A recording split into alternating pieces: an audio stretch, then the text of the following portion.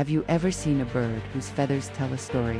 On the windswept shores of the Pacific Northwest, there was a flock of tiny sandpipers whose feathers did just that.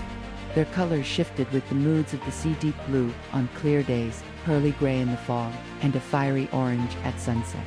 Their lives moved with the rhythm of the waves, their homes perfectly nestled in the shifting sand dunes. Among them was a young sandpiper named Kai, whose feathers were a perpetual, brilliant blue, mirroring the clear sky on his most cherished days. His love for his home, his specific patch of sand just beyond the crashing waves, was absolute. To him, this one spot was his entire world, an unchanging paradise. But change was coming.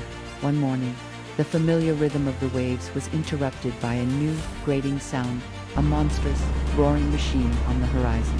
A human construction crew had arrived, their blueprints showing a massive new pier that would stretch out over the ocean, right through the heart of the sand dunes. Panic rippled through the flock.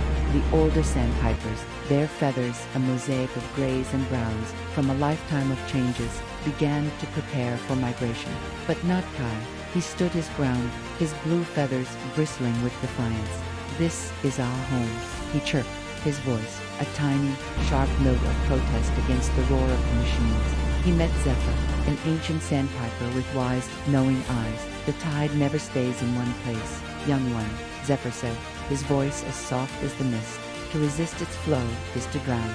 The beauty of the tide is that it always returns, but never to the same shore." Kai refused to listen.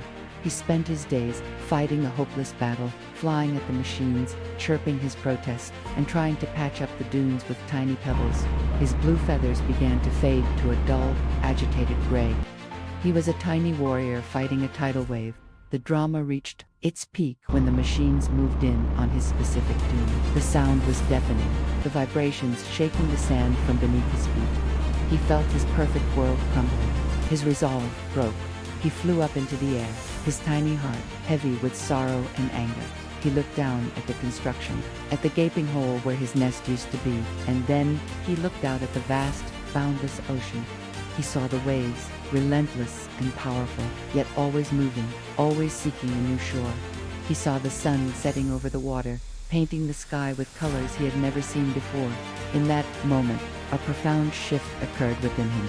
He understood Zephyr's words. His home wasn't just a patch of sand, it was the entire coastline.